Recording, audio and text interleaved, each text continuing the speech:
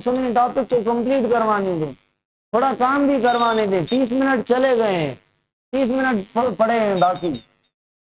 Blood की vessel को पढ़ना है हमें। एक ब्लड वेसल होती है आर्टरीज, दूसरी होती है कैपिलरीज और तीसरी होती है वीन्स। सबको पता है कि आर्टरी का काम है ब्लड हार्ट की ओर लेके जाना, सॉरी हार्ट से बाहर लेके जाना, और कैपिलरी सबको पता है कि एक्सचेंज करने के लिए होती हैं। और वीन्स का सबको पता है कि वीन्स ब्लड लेके जाती हैं टुवर्ड्स हार्ट, ठीक है, बॉडी से। अगर गाड़ी में रखी है चार दाऊद भाई नहीं आएगा।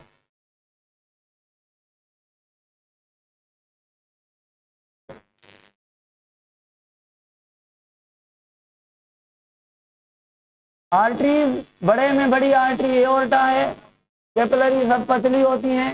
वीन्स जो है, सबसे बड़ी जो वीन है वो वीना केवा है, सुपीरियर वीना केवा, इंफीरियर वीना केवा, और दोनों को मिला के साइनस वेनोसा। बिल्कुल ओके हो गया। ओके, चलो, जो हार्ट से वीन निकलती हैं उनको कोरोनरी वीन कहते हैं, जो हार्ट को ब्लड देती हैं उनको कोरोनरी आर्टरी कहते हैं। जो कैपिलरी होती हैं, पल्मोनरी कैपिलरी लंग्स के अंदर एक्सचेंज करती हैं, बाकी सारी जगह जो कैपिलरी हैं वो जनरल सिंपल कैपिलरी ही कहलाती हैं। ठीक हो गया। चलो, एक किडनी के अंदर कैपिलरी होती हैं जो फिल्ट्रेशन करती है, उनको क्या कहते हैं जल्दी कमेंट में बताएं। Right the name of capillaries that take part in the filtration of blood inside the kidney on the nephron। नहीं, कैपिलरी को रेनल आर्टरी कैसे कहेंगे? जो फिल्ट्रेशन करवाती हैं, रीअब्जॉर्प्शन की बात नहीं कि आप पेरिट्यूबुलर कैपिलरी कह रहे हैं, वासा रेक्टा कह रहे हैं। Glomerulus, very good, glomerulus common capsule के अंदर जो होती हैं, वेरी गुड। चलो, अब कौन सी ब्लड वेसल है जिसके अंदर ब्लड जा रही है हार्ट को पंप करने से? आर्टरी। कौन सी ब्लड वेसल है जिसके अंदर ब्लड बिल्कुल स्लो चल रही है? कैपिलरी। क्यों, ये मैं पढ़ाऊंगा। यहाँ पे ब्लड वेसल स्लोएस्ट क्यों है, स्लोएस्ट क्यों है पढ़ाऊंगा। यहाँ पे स्लो है, यहाँ पे स्लोएस्ट है, यहाँ पे ब्लड का जो प्रेशर है वो ज्यादा है, क्योंकि हार्ट पंप कर रही है। वीन्स बॉडी से हार्ट की ओर जाती हैं। सपोज करें पैरों से हार्ट की ओर, माथे से हार्ट की ओर, हाथों से हार्ट की ओर, तो कौन पंप करता है ब्लड वेसल वीन्स को कि ब्लड लेके जाए हार्ट की ओर? रिकॉर्डिंग हो रही है। ये वीन है एक, ये वीन है एक, ठीक है, और ये वीन जो है वो ब्लड लेके आ रही है किधर, किधर लेके आ रही है? हार्ट की ओर। तो इसमें क्या लगे होंगे? इसमें वॉल्व्स लगे होंगे। क्या लगे होंगे? वॉल्व लगे होंगे। और ये वॉल्व क्यों होते हैं? और ये वॉल्व क्यों होते हैं? इसीलिए होते हैं, यहाँ पे जो साइड में मसल्स हैं आपकी स्केलेटल वगैरह, ये वो जब आप उससे कॉन्ट्रैक्ट करते हैं, वर्जिश करते हैं, एक्सरसाइज करते हैं, बोलते हैं, घूमते हैं, भागते हैं, थप्पड़ लगाते हैं, किसी को शरारतें करते हैं, उठते हैं, बैठते हैं, सोते हैं, करवट बदलते हैं, तो ये मसल कॉन्ट्रैक्ट होती हैं, उनका फोर्स पड़ता है वीन पर, तो वीन ऐसे पतली हो जाती हैं। जब पतली हो जाती हैं तो ब्लड जो है वो इसको धक्का आ जाता है आगे। तो ये वॉल्व इसीलिए होती हैं कि एक बार ब्लड जाए तो पीछे ना आए। पर अगर यहाँ पे मसल्स की वजह से वीन को सप्रेस करेंगे, कंप्रेस करेंगे, तो ये ब्लड पीछे नहीं आएगी, क्योंकि ये वॉल्व एक साइड खुलता है, उधर से पीछे नहीं खुलता। तो यूनिडायरेक्शनल फ्लो को मेंटेन करता है, बैक प्रिवेंट करता है बैक फ्लो को, ब्लड को हमेशा आगे आगे आगे आगे धक्का देता है। ऐसे वीन्स में ब्लड चलती है। तो वीन्स के अंदर ब्लड को पंप कौन करता है? बॉडी की मसल। और वो कितनी जल्दी में हार्ट में ब्लड आएगी? जितना आप एक्सरसाइज करेंगे, जितना आपके अंदर एक्टिविटी होगी, काम होगा, एक्टिवनेस होगी, भागेंगे, दौड़ेंगे, घूमेंगे, फिरेंगे, बोलेंगे, करवटें बदलेंगे, उठेंगे, ठीक है, एक्स्ट्रा एक्टिविटीज करेंगे, तो ब्लड ज्यादा आपके अंदर सर्कुलेट होगी from body to the heart. अगर आप चुप करके बैठे हैं तो हार्ट तो पंप करेगी, मगर वीन से ब्लड सही हार्ट को नहीं पहुंचेगी। तो जाहिर बात है वीन्स को के थ्रू हार्ट को नहीं पहुंचेगी तो थोड़ा फ्लो में फर्क आएगा। तो ऐसे आदमी मोटे होते जाएंगे क्योंकि ब्लड का फ्लो बॉडी के अंदर रह रहा है ज्यादा। ठीक है, ये चीजें अच्छे से पढ़ेंगे भाई। हार्ट की कोई भी ब्लड वेसल हो, अगर उसका हम ऐसे डायग्राम में ऐसे ऐसे इसकी पिक्चर निकालें तो हम देखते हैं कि ये इसकी अंदर वाली लेयर है। अंदर वाली लेयर जो है वो पतले से प्लेटिनेट सेल्स की बनी होती है। प्लेटिनेट सेल्स की बनी होती है। इसको कहते हैं ट्यूनिका। कौन सी कहते हैं? ट्यूनिका। कौन सी? इंटरना या इंटीमा? ट्यूनिका इंटरना, ये ट्यूनिका इंटरना और ये इसकी ट्यूनिका इंटरना। उसके अलावा एक और लेयर होती है मसल्स की लेयर होती है। इसको हम ट्यूनिका मीडिया या ट्यूनिका मेडिया मेडिका कहते हैं। ये मस्कुलर लेयर होती है, ये मसल्स की लेयर होती है। इसको यूज करके ब्लड वेसल जो है वो डायलेट होती हैं, कंस्ट्रिक्ट होती हैं, वगैरह वगैरह होती हैं। इसको हम क्या कहते हैं? ट्यूनिका मीडिया या मेडिका। इसके ऊपर एक लेयर होती है जो प्रोटेक्टिव फाइब्रस सेल से बनी होती है और इंटीमा स्क्वामस सेल से बनी होती है। ये जो एक्सटर्ना है फाइब्रस सेल से बनी होती है। ट्यूनिका एक्सटर्ना या एक्सटीमा ये फाइब्रस सेल से बनी होती है और ये प्रोटेक्ट करती है बाहर वाले थ्रेड से ब्लड वेसल को। ये हो गया ब्लड वेसल का ल्यूमेन। इधर ब्लड है, ये ब्लड की वॉल हो गई। वॉल में कितनी लेयर है? 1 2 3। मोटे में मोटी कौन सी है? ट्यूनिका मीडिया मस्कुलर है। अब कैपिलरी के अंदर ओनली ट्यूनिका इंटीमा है, एंडोथीशियम है, उसकी भी एंडोथीशियम यानी एक लेयर, और कोई ट्यूनिका मीडिया नहीं है इधर, कोई ट्यूनिका एक्सटर्ना नहीं है इधर। तो कैपिलरी इसीलिए परमिएबल है। परमिएबल होने के लिए कल भी मैंने पढ़ाया था कि ये जो सेल्स हैं एंडोथीशियम के, ये जो सेल्स हैं ऐसे नहीं है, ठीक है, मोटे मोटे नहीं है और ऐसे भी नहीं है, स्क्वामस लॉन्गिट्यूडनल ऐसे भी नहीं है। ऐसे होते तो वॉल मोटी हो जाती। कैसे हैं सेल ऐसे हैं पतले, प्लेटिनेट सेल्स हैं तो प्लेटिनेट सेल्स की बनी है वॉल तो पतली है। जितनी पतली तो परमिएबिलिटी रेट ऑफ डिफिजन बढ़ेगा, इसीलिए कैपिलरी को परमिएबल किया गया है। और अगर वीन्स की बात करें तो वीन्स के अंदर ये आपकी ट्यूनिका, ये आपकी, अगर वीन्स की बात करें, ये आपकी ट्यूनिका इंटीमा, ठीक है, या इंटरना, और ये आपकी ट्यूनिका मीडिया यानी मस्कुलरिस, ठीक है, और ये आपकी ट्यूनिका एक्सटर्ना या एक्सटीमा। अभी मुझे बताएं आर्टरी और वीन में फर्क किसका है? ल्यूमिन का फर्क है या नहीं? ल्यूमिन किसका बड़ा है? ल्यूमिन क्यों बड़ा है वीन्स का lumen? Due to the muscularis जो है, ट्यूनिका मीडिया जो है वो पतली है। अगर मैं कहूँ आर्टरी और वीन में से ज्यादा कंस्ट्रिक्ट और ज्यादा डायलेट कौन हो सकती है? बताएं कमेंट में। ज्यादा कंस्ट्रिक्ट और ज्यादा डायलेट कौन हो सकती है? वादो डायलेशन और वादो कंस्ट्रिक्शन का मैकेनिज्म नहीं, वीन नहीं। तो मसल ज्यादा हैं, वो चाहे तो रिलैक्स होके बड़ी भी बन सकती है। डायलेट वीन जितनी, वो चाहे तो बहुत कंस्ट्रिक्ट हो सकती है। तो अगर मैं कहूँ, अगर हमारी बॉडी चाहे कि फला ऑर्गन को, फला पार्ट को, डाइजेस्टिव सिस्टम को, स्किन को ब्लड नहीं देनी, तो बताएं कौन सी ब्लड वेसल है जो अपने आप को कंस्ट्रिक्ट कर देगी और ब्लड नहीं देगी उस एरिया को? आर्टरी। तो वाजो डायलेशन और वाजो कंस्ट्रक्शन की कैपेसिटी ट्यूनिका मीडिया के हवाले से है। ट्यूनिका मीडिया जितनी अच्छी है, मतलब मसल ज्यादा है तो उतना वो ज्यादा पावर लगा सकेंगी, ज्यादा रिलैक्स हो पाएंगी, ज्यादा कॉन्ट्रैक्ट हो पाएंगी। मतलब कौन सी ब्लड वेसल है जिसकी ल्यूमिन में वेरिएबिलिटी आ सकती है, ज्यादा वेरिएबिलिटी, वो चाहे तो पतला ल्यूमिन, वो चाहे तो मोटा ल्यूमिन? आर्टरी। कौन सी ब्लड वेसल है जिसमें ब्लड प्रेशर ज्यादा है? आर्टरी। क्यों ब्लड प्रेशर आर्टरी में ज्यादा है? मुस्कान आवाज जो है ना ब्रेक में सेट कर लेते हैं और जो लेक्चर में अपलोड करूंगा उसमें सही होगा इंशाल्लाह। आवाज का इशू सारे बच्चे कह रहे हैं और इसको रिजॉल्व करते हैं, क्यों आवाज का इशू आ गया है। हमने नया सिस्टम इंस्टॉल किया था ना पिछले क्लास में, तो शायद उसकी वजह से, तो उसको देख लेंगे। अच्छा हाँ, आवाज का इशू है, आवाज का इशू है, जुगाड़ कर लें, फिर अच्छी लगा लें। बच्चे कह रहे हैं तो मैं मान रहा हूँ कि आवाज का इशू होगा। और 20-25 मिनट इस पे गए थे, अभी अभी मैनेज कर लें, ब्रेक के अंदर हम इसको सेट करवा लेंगे। अच्छा आर्टरी सुन तो रहे हैं, सारे जवाब दे रहे हैं, मतलब काम सही से चल रहा है, जुगाड़ तो हो रहा है।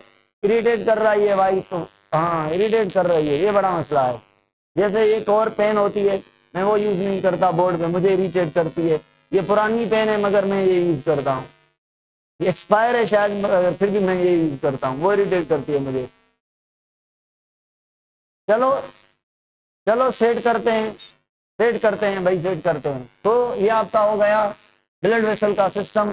अब मुझे बताएं, कल हमने पढ़ा था, कल हमने पढ़ा था कि ये आर्टरी है, ठीक है, लाल कर दें इसको, ये आर्टरी है। इस आर्टरी से जो ब्लड वेसल निकल रही है इसका नाम क्या है, बताएं कमेंट में। आर्ट्रियोल, आर्ट्रियोल,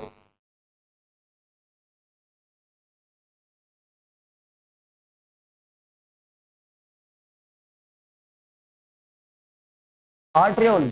तो अगर आर्ट्रियोल में से मैं कहूं एक सिस्टम निकल रहा है, एक सिस्टम निकल रहा है आर्ट्रियोल में से, एक नहीं निकलता, वैसे मैं एक बना रहा हूं, इधर से भी निकलता है, ये आगे आर्ट्रियोल जाएगा, उधर से बहुत सारे सिस्टम निकलेंगे, मगर एक मान बना रहा हूं।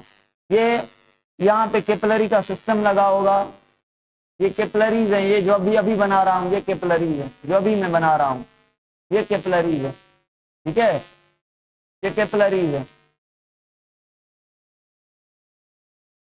ये कैपिलरीज का बेड है, इसको हम कहते हैं ये कैपिलरी का सारा बेड है। मगर अगर कैपिलरी बेड को मैं इधर से ब्लू कर लूं तो ये गलत नहीं रहेगा। क्यों ब्लू करूं तो गलत नहीं रहेगा, आधी कैपिलरी को ब्लड ब्लू कर रहा हूं, क्यों भाई,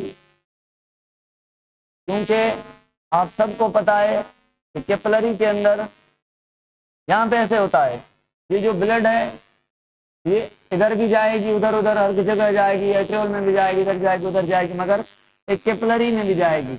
अब यहाँ पे लगा होगा क्या, यहाँ पे ये जो सीधी सी नाली है, सीधी जा रही है, इसको कहते हैं थ्रोफेयर चैनल। क्या कहते हैं, थ्रोफेयर चैनल। और इससे ऊपर ये जो लगी हुई है ये कैपिलरी है, ये कैपिलरीज है, ये कैपिलरी। तो सबको मिला के हम कहते हैं कैपिलरी का नेटवर्क या कैपिलरी का बेड, कैपिलरी का नेटवर्क या कैपिलरी का बेड। तो यहाँ पे अगर ऑक्सीजन थी तो निकल गई, वाटर था तो निकल गया, आयंस थे तो निकल गए, ग्लूकोज था, अमाइनो एसिड थे, वाइटामिन थे, हार्मोन थे, निकल गए। और यहाँ पे जो सेल्स हैं, ये जो सेल्स हैं इन्होंने जो वेस्ट प्रोड्यूस किया था, वो वेस्ट कार्बन डाइऑक्साइड, वेस्ट कोई अमोनिया वगैरह, ये वो सारी चीजें जो भी गन बला है, टॉक्सिन, ये वो ब्लड में चढ़ गया और ये ब्लड यहाँ पे ऑक्सीजनेटेड, यहाँ पे डीऑक्सीजनेटेड। तो कौन सी आर्टरी वीन और कैपिलरी में से इसके अंदर दोनों ब्लड मौजूद है, ऑक्सीजनेटेड भी मौजूद है और डीऑक्सीजनेटेड भी मौजूद है, वो कैपिलरी है। अब एक आर्ट्रियोल है, उससे ये एक कैपिलरी बेड निकलेगा, एक कैपिलरी बेड निकलेगा, या दूसरा भी निकल सकता है, तीसरा चौथा पांचवा छठा, बहुत सारे निकल सकते हैं, बहुत सारे निकल सकते हैं। तो मुझे बताएं, एओर्टा में ब्लड प्रेशर ज्यादा होगा, क्योंकि सारी जो एओर्टा के अंदर, ये एओर्टा बना रहा हूं अभी मैं, ये एओर्टा है, ये वाला एओर्टा, इसके अंदर ब्लड प्रेशर सबसे ज्यादा, सबसे ज्यादा, क्योंकि सारी बॉडी की। अब ये एक आर्टरी बनाई मैंने, तो आर्टरी में ब्लड प्रेशर एओर्टा से थोड़ा कम, क्योंकि एओर्टा से एक आर्टरी निकल रही है क्या, नहीं ना, बहुत सारी निकल रही है ना, तो आर्टरी में ब्लड प्रेशर कम और आर्ट्रियोल में ब्लड प्रेशर और कम, कैपिलरी में ब्लड प्रेशर सबसे कम, सबसे कम, सबसे कम। अब ये जो थ्रोफेयर चैनल था ये जाके ओपन होगा एक ब्लड वेसल में, एक ब्लड वेसल में, जिसको हम कहते हैं, क्या कहते हैं, जिसको हम कहते हैं वीन्योल, इसको हम कहते हैं वीन्योल। और ये जो वीनोल है, ये जो वीनोल है ये जाके इंटर होगा एक वीन में, इसको हम बड़ी वीन कहेंगे। और ये वीन्स जो हैं, ये वीन्स जो हैं, ये वीन्योल जो है, ये वीन्स जो हैं जाके वीना केवा में इंटर होंगी, और वीना केवा आपका साइनस वीनस में इंटर होगा, और ये जाके वापस पहुंचेगी ब्लड हार्ट को। ठीक है ना।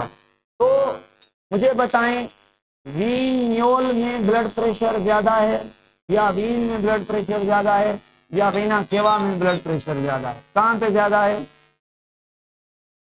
सही है ना। वीन्योल में कम, क्योंकि एक वीनोल नहीं, बहुत सारे वीनोल मिलके वीन को ब्लड देते हैं। वीना केवा में, वीन में ब्लड प्रेशर थोड़ा बढ़ेगा as compare to venule, not as compare to arteriole and artery. ठीक है ना। अगर मैं वीन और आर्टरी की बात करूं, आर्टरी और वीन की बात करूं, तो ब्लड प्रेशर किसमें ज्यादा है? आर्टरी। अगर वीन का वीनोल से ब्लड प्रेशर ज्यादा है, वीना केवा का वीन से और ब्लड प्रेशर ज्यादा है। क्यों? क्योंकि ये बहुत सारी वीन, पैरों की, ये इलियक वीन, ये गैस्ट्रिक वीन, ये renal vein, pancreatic vein, hepatic vein, ये सारी मिलके इंफीरियर वीना केवा को ब्लड देती है। तो इंफीरियर वीना केवा में सबसे ब्लड प्रेशर ज्यादा है। समझ आ रही है? और ऐसे ही वीना, इंफीरियर वीना केवा जितना, सुपीरियर वीना केवा में ब्लड प्रेशर ज्यादा है। साइनस वीनोसिस का सबसे ज्यादा है, क्योंकि इंफीरियर और सुपीरियर दोनों मिलकर उसको ब्लड देती है। ठीक हो गया? ओके। एओर्टा का सबसे ज्यादा आर्टरी से, वीन से, कैपिलरी से सबसे। ठीक है। वीना केवा का, साइनस वीनोसिस का सारी वीन से ज्यादा। चलो, इसका सबसे कम। ब्लड प्रेशर कम होने की वजह से ये एक्सचेंज हो रही है। अगर ब्लड जल्दी में आ जाए और जल्दी चली जाए तो यहाँ पे कुछ निकल भी नहीं सकेगा, आ भी नहीं सकेगा इनटू द ब्लड। तो कैपिलरी में ब्लड प्रेशर लो होना चाहिए, नो एक्सचेंज होगी। अच्छा मुझे बताएं, कैपिलरी का जो ल्यूमेन है, कैपिलरी के सारे बेल्ट का ल्यूमेन एओर्टा से बड़ा है या छोटा है? बड़ा है।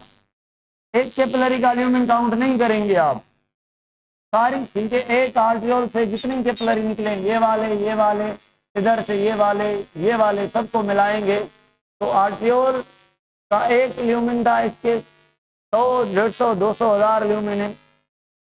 एक ल्यूमेन की ब्लड सारों में थोड़ी थोड़ी बटी हुई है, तो यहाँ पे जो ब्लड प्रेशर है वो कम है। ठीक है। तो ल्यूमेन यहाँ पे कम है, ब्लड यहाँ पे स्लो चल रही है, एक्सचेंज हो रही है। वीन अगर इम्परमिएबल होती तो क्या होता? आर्टरी अगर, सॉरी, वीन अगर परमिएबल होती तो क्या होता? आर्टरी अगर परमिएबल होती तो क्या होता? बताएं कमेंट में जल्दी। आर्टरी और वीन अगर परमिएबल होती तो क्या होता?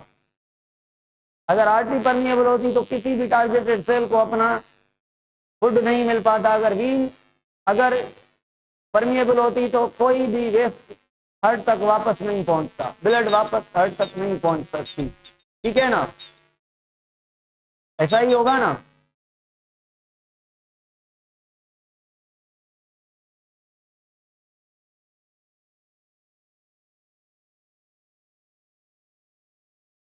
नॉर्मल में साइनस वीनोसिस नहीं होती, सुपीरियर इंटीरियर वीना के बाद डायरेक्ट इंटर होते हैं।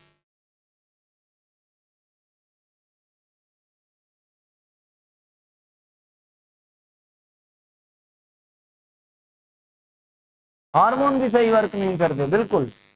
चलो, ये ब्लड वेसल का कॉन्सेप्ट हो गया, ब्लड प्रेशर का भी हो गया। अभी ब्लड प्रेशर में क्या ऐड करना है आपने कि भाई जो ब्लड प्रेशर है वो एक होता है सिस्टोलिक, सिस्टोलिक एक होता है डायस्टोलिक। सिस्टोलिक जो है 120 सही होता है mmHg, और डायस्टोलिक 80 सही होता है mmHg। ठीक है। और ये 120 जो है हम कहते हैं ऊपर वाला ब्लड प्रेशर है, सिस्टोलिक ब्लड प्रेशर कहते हैं ऊपर वाला, सही कहना नहीं है। और ये डायस्टोलिक ब्लड प्रेशर है, मगर मतलब जब हार्ट पंप कर रही है, वेंट्रिकल स्टोल कर रहे हैं, तब ब्लड प्रेशर इतना होता है। और जब हार्ट रिलैक्स होती है तब आप आर्टरीज में से, आर्टरी में ब्लड प्रेशर मालूम करते हैं या वीन्स में? हार्ट के पंप करने का अंदाजा कहाँ से लगेगा? आर्टरी से या वीन से? तो ब्लड प्रेशर कहाँ से मेजर होता है? आर्टरी से, खास करके ब्रैकियल आर्टरी से मेजर होता है। कौन सी आर्टरी से? ब्रैकियल। ब्रैकियल जो आर्टरी है वो यहाँ पे होती है, यहाँ पे होती है ब्रैकिया रेडियलिस, रेडियस बोन पे अटैच होती है, ठीक है। यहाँ पे बाइसेप ट्राइसेप में होती है, तो यहाँ पे पट्टा बांधते हैं डॉक्टर, ठीक है, और इंस्ट्रूमेंट लगाते हैं मेजर करने वाला, नीचे ब्लड वेसल के साथ कांटेक्ट में लाते हैं, जोर से दबाते हैं, ठीक है, टाइट करते हैं इसको, फिर वो पल्सेशन की जो है वो रीडिंग लेते हैं। कैसे रीडिंग लेते हैं? क्योंकि हार्ट पंप करती है, जब हार्ट पंप करती है तो आपके जो भी आर्टरीज हैं बाहों में, टांगों में, नेक में, सारी झटका देती है। हार्ट पंप करती है तो उसकी ब्लड वेसल में जाती है, सारी ब्लड वेसल के अंदर झटका आता है, और वो झटका इतने प्रेशर का होता है, यही ब्लड प्रेशर है, और ये स्फेग्मोमेनोमीटर के थ्रू मेजर किया जाता है। और ये ब्लड प्रेशर अगर ज्यादा हो जाए तो उसे हम हाइपर ब्लड प्रेशर कहते हैं। और हाइपर कितना होता है? हाइपर 160 से ऊपर फीमेल के अंदर हाइपर है, मेल में तो 140 के ऊपर भी जो है वो, मेल के अंदर 140 के ऊपर भी ये हाइपर काउंट किया जाता है। फीमेल की हार्ट छोटी होती है, तेज चलती है, फीमेल का ब्लड प्रेशर वैसे भी मेल से थोड़ा ज्यादा होता है। मेल का 70 हार्ट बीट पर मिनट होता है, तो फीमेल की जो हार्ट बीट होती है वो कितनी होती है? 75 टाइम पर मिनट, ये डिफरेंस होता है। इसीलिए फीमेल के अंदर 160 से ऊपर जो है हाइपर ब्लड प्रेशर या हाइपर टेंशन काउंट किया जाता है, और मेल के अंदर जो सिस्टोलिक है 120 के बजाय 140। डायस्टोलिक की बात करें तो डायस्टोलिक 95 मेल और फीमेल दोनों में, मेल और फीमेल दोनों में 95 से अगर ऊपर जाए, यानी जो डायस्टोलिक 80 है वो 80, 75, 90 चले तो ठीक है, 95 से ऊपर चलेगा तो उसका मसला होगा।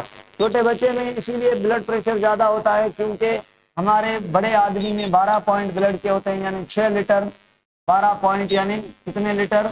6 लीटर ब्लड होती है, और छोटे बच्चे में 18 पॉइंट ब्लड होती है छोटे बच्चे में, इसीलिए लाल होता है, इसीलिए लाल होता है बेटा, बच्ची या बच्चा दोनों लाल होते हैं, ब्लड ज्यादा होती है छोटे बच्चे में जो पैदा होता है नया नया, ठीक है, उसमें ब्लड प्रेशर बिल्कुल ज्यादा होता है। और ब्लड वेसल भी पतली होती है, उसकी वजह भी होती है, फ्रेश सिस्टम भी होता है, ताज़ा बना हुआ होता है, हर चीज बड़े बढ़िया तरीके से चलती है। चलो, तो अगर मैं कहूँ systolic blood pressure produce by the which chamber, atria या वेंट्रिकल? आप कहेंगे वेंट्रिकल। अगर मैं कहूँ वेंट्रिकल, कॉन्ट्रेक्शन या रिलैक्स होने के टाइम प्रोड्यूस करता है ये ब्लड प्रेशर, या कॉन्ट्रेक्शन के दौरान, तो आप कहेंगे सिस्टोलिक मतलब कॉन्ट्रेक्शन। वेरी गुड, ये आपका ब्लड प्रेशर हो गया। अभी ब्लड प्रेशर को मालूम करने के लिए रिसेप्टर होते हैं। हाइपो ब्लड प्रेशर क्या है? हाइपो क्या है? हाइपो कितने से कम होना चाहिए? हाइपो कितना होना चाहिए? हाइपो अगर आपका जो डायस्टोलिक है ना, जो 80 है वो 70 से नीचे आ जाए, वो 70 से नीचे आ जाए, ठीक है, तो हाइपो काउंट किया जाए। आपके नए टेक्स्ट में कितना लिखा हुआ है? नहीं, 90 से कम नहीं, वो 90 से कम ये सिस्टोलिक अगर है, सिस्टोलिक अगर 90 से कम आ जाए ना तो ये सिस्टोलिक हाइपो काउंट होगा। मैं डायस्टोलिक हाइपो की बात कर रहा हूं। डायस्टोलिक हाइपो आपके टेक्स्ट में, नए टेक्स्ट बुक में लिखा हुआ है, मेरे ख्याल में 70 है या 60 है, पहले तो 70 लिखते थे मगर 70 तक चलता है सही, नहीं 45 नहीं है, 60 होगा, आप कंफर्म तो कर लें। हाइपो मेरे ख्याल में थोड़ा चेंज था वैल्यू, इसीलिए मैं कंफ्यूज हो रहा हूँ। चेंज था, 60 था। वैसे अगर ये 80 वाला 90 पे चला जाए या 70 पे चला आए तो ठीक है, कोई बात नहीं, कोई मसला नहीं, तो ऐसा ही होगा। हाँ 60, मैथ कह रही है 60, असदुल्ला कह रहा है 90, 60, तो 60 से अगर नीचे है डायस्टोलिक तो ये डायस्टोलिक हाइपो हो गया और ये सिस्टोलिक हाइपो हो गया, ठीक हो गया। 60 लिखा हुआ है बुक में। मसला कब है? मसला कब है? जब 120 वाला या तो 90 पे चला आ जाए, या तो 160 पे इन केस ऑफ फीमेल, या 140 पे इन केस ऑफ मेल। ये हाइपर और ये हाइपो। अगर 80 वाला है ये 95 पे चला जाए तो हाइपर डायस्टोलिक, और 60 या 60 के नीचे चला आ जाए तो ये हाइपोडायस्टोलिक। साधना को बताएं कहाँ पे लिखा हुआ है ये 296 या 297 या 295 पेज पे है मेरे ख्याल में, 288 पे। चलो मुझे पेज से याद नहीं था। चलो जी, अभी उसके अलावा कुछ डिसऑर्डर्स हैं, ब्लड प्रेशर के अलावा कुछ डिसऑर्डर हैं। एक डिसऑर्डर जो है वो है थ्रम्बस, और दूसरा है एम्बोलस। अभी इनको अच्छे से जल्दी जल्दी में समझें, बिल्कुल ईजी है। ये ब्लड वेसल है आपकी, ठीक है, हमारी सबकी, चलो आपकी और हमारी नहीं, किसी और की है, क्योंकि मसला पढ़ा रहा हूं मैं। अगर कोलेस्ट्रोल या कोई और चीज यहाँ पे जमती जाए और पूरी वाल को थिकना करे, एक जगह पे कोई कैल्शियम या कोई चीज आती जाए, कोई कुछ दिया जाए, जमता जाए, क्लॉट बनता जाए, ऐसे बने हुए क्लॉट को हम कहते हैं थ्रम्बस। अच्छा, अगर ये क्लॉट बन गया, क्लॉट बढ़ता आ रहा है, मुझे बताएं यहाँ से ब्लड का प्रेशर जो होगा वो स्लो होगा या ज्यादा हो जाएगा? ज्यादा हो जाएगा। तो थ्रम्बस एक क्लॉट है, स्टैग्नेंट है या मूविंग है? स्टैग्नेंट है, चिपका हुआ है। अगर यही क्लॉट या कोई बाहर वाला क्लॉट अगर ब्लड प्रेशर बढ़ने की वजह से इधर से टूट जाए और ये टूट के ऐसे ऐसे बहता चला जाए, इसे बहते हुए क्लॉट को हम क्या कहते हैं? एम्बोलस। तो एम्बोलस और थ्रम्बस में फर्क क्या था? क्या फर्क था? ये स्टैग्नेंट है, एक जगह पे चिपका हुआ है, और ये बहता हुआ है, इसके अंदर मोटिलिटी है, तो ब्लड में बह रहा है। इट में भी ये फॉरेन, इट में भी ये जनरेटेड फ्रॉम द टूटा हुआ थ्रम्बस। तो एम्बोलस, अगर क्या मैं कहूँ, ये एम्बोलस जा के हार्ट अटैक काज कर सकता है, हार्ट अटैक काज कर सकता है, क्योंकि अगर ये पैर के अंदर बना है, नाक के अंदर, आंख के अंदर, टांगों के अंदर, बाहों के अंदर, कहीं पे भी बना है, अगर सर्कुलेट होगा जाहिर बात है हार्ट में जाएगा। ब्लड वेसल के अंदर बना है ना, ऑर्गन जो भी हो, या ये डायरेक्ट हार्ट में भी आ सकता है। क्या ये हार्ट अटैक के अलावा ब्रेन की ब्लड वेसल को डैमेज कर सकता है, ब्लॉक कर सकता है? हाँ, अगर ब्रेन की ब्लड वेसल को डैमेज करे, ब्लॉक करे, तो उसे क्या कहते हैं? हेमरेज। हेमरेज का मतलब है क्या करे? ब्रेन की ब्लड वेसल को ब्लॉक कर दे और वो ब्लड टूट जाए, अगर हेमरेज उसको कहते हैं, हेमरेज उसको कहते हैं। या इधर हेमरेज में भी काज बाय थ्रम्बस, में भी काज बाय एम्बोलेंस, हार्ट अटैक में भी काज बाय थ्रम्बस, में भी काज बाय एम्बोलेंस, दोनों हार्ट अटैक। ये बनाई हार्ट में है, ये बनाई हार्ट में तो हार्ट अटैक नहीं करेगा, ये कहीं और बना है मगर हार्ट में आएगा, हार्ट अटैक करेगा। अब हेमरेज को सुनिए, हेमरेज दोनों की वजह से हो सकती है। हेमरेज का मतलब है ब्लीडिंग हो जाना। अब ब्लीडिंग कैसे होगी? हेमरेज के अलावा एक चीज है स्ट्रोक। स्ट्रोक और हेमरेज में फर्क समझे। अगर मैं कहूँ ये यहाँ पे क्लॉट आ गया और यहाँ पे ब्लड उतनी नहीं जा रही, यहाँ पे ये जो ऑर्गन है, ये जो ऑर्गन है, इट में भी हार्ट, इट में भी ब्रेन, इट में भी किडनी, इट में भी कोई भी, इसको ब्लड की सप्लाई कितनी है? ब्लड की सप्लाई कितनी मिल रही है? फुल मिल रही है ब्लड सप्लाई या कम मिल रही है? कम मिल रही है तो इसको कहेंगे स्ट्रोक। कम ब्लड मिलना या ना मिलना is called as stroke, loss of blood supply, ठीक है। और ये एम्बोलस भी कर सकता है और ये थ्रम्बस भी कर सकता है। अब स्ट्रोक में leads to the haemorrhage, thrombus में leads to the haemorrhage, embolus में leads to the haemorrhage. Haemorrhage का मतलब ये है कि ये क्लॉट आ गया या ये थ्रम्बस जो है ये इधर जाके पतली ब्लड वेसल में ऐसे ये थ्रम्बस ब्लॉक हो गया, या इसके अंदर जो कैपिलरीज जा रहे थे उसके अंदर ये आ गया थ्रम्बस, तो एम्बोलस। तो अब क्या होगा? ये ब्लड वेसल के फटने के चांसेस हैं।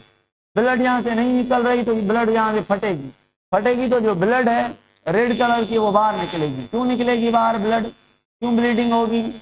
ब्लड वेसल के बाद क्योंकि ब्लड को रास्ता नहीं मिल रहा था, थ्रम्बस इतना अटैच था, बाउंड था, या एम्बोलस इतना ब्लड वेसल को ब्लॉक कर रहा था, पीछे से तो ब्लड आ रही है मगर आगे सप्लाई नहीं हो रही थी, तो इधर थ्रम्बस फंस गए थे, एम्बोलस फंस गए थे, तो ये ब्लड इधर से फट गई, इधर से फट गई ब्लड। क्या मैं कहूँ हेमरेज इज इंटरनल ब्लीडिंग, या हेमरेज में स्किन से बाहर ब्लीड होती है। ठीक हो गया।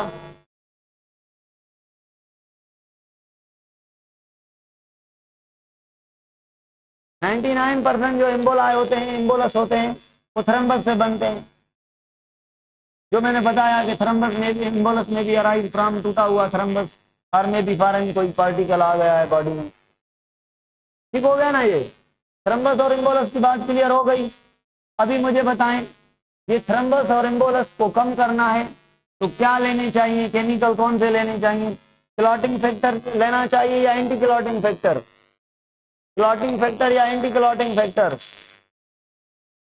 अच्छा, प्लेटिलेट एग्रेशन का फैक्टर या platelet anti aggressive factor? Anti aggression मतलब प्लेटिलेट्स को जो जमने ना दे, एंटी।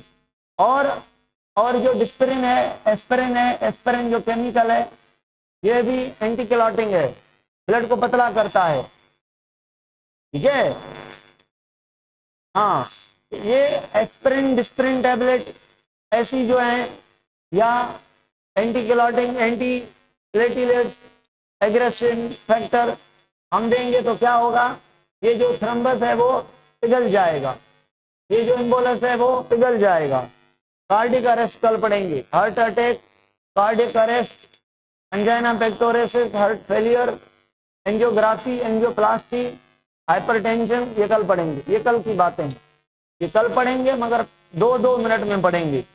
ठीक है, आज हमारा टाइम कंज्यूम हो गया, अदरवाइज ये मैं सारे करवा लेता, बहुत टाइम कंज्यूम हो गया है। अब मुझे बताएं, कोलेस्ट्रॉल को, थ्रम्बस और एम्बोलस को अगर अवॉइड करना है, कोलेस्ट्रॉल को बढ़ाना चाहिए या कम करना चाहिए?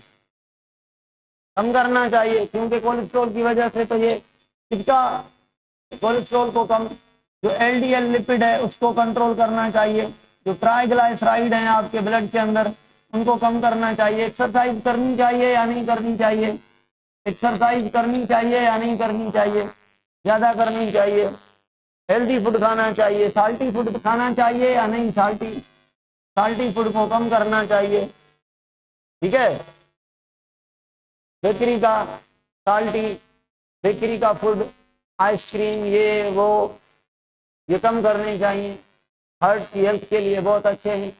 कल हम पढ़ेंगे, आज के लिए इतना काफी है। आज मैं लेक्चर अपलोड करूंगा, आज वाला लेक्चर अपलोड करने के लायक नहीं है, ठीक है, मगर करूंगा। क्यों नहीं है? क्योंकि हमने थोड़ा पढ़ा है। साल्ट का बीपी पे इफेक्ट पड़ता है, साल्ट का बीपी पर, साल्ट का ब्लड प्रेशर पर इफेक्ट पड़ता है। क्यों पड़ता है? साल्ट ज्यादा आएंगे, डायबिटीज का ब्लड प्रेशर पे इफेक्ट, जो डायबिटिक पेशेंट है, डायबिटीज मेलिटस 1 है या डायबिटीज मेलिटस 2 है, उसको ब्लड प्रेशर होगा या नहीं? बिल्कुल होगा। जब आपके ऑर्गेनिक या अनऑर्गेनिक साल्ट ब्लड में आ जाएं, बढ़ जाएं, ग्लूकोज हो, सोडियम हो, क्लोराइड हो, कोई भी हो, तो पानी तो ज्यादा रहेगा ना ब्लड में, तो ब्लड पतली रहेगी और तेज घूमेगी, दौड़ेगी, डेंस नहीं होगी ब्लड।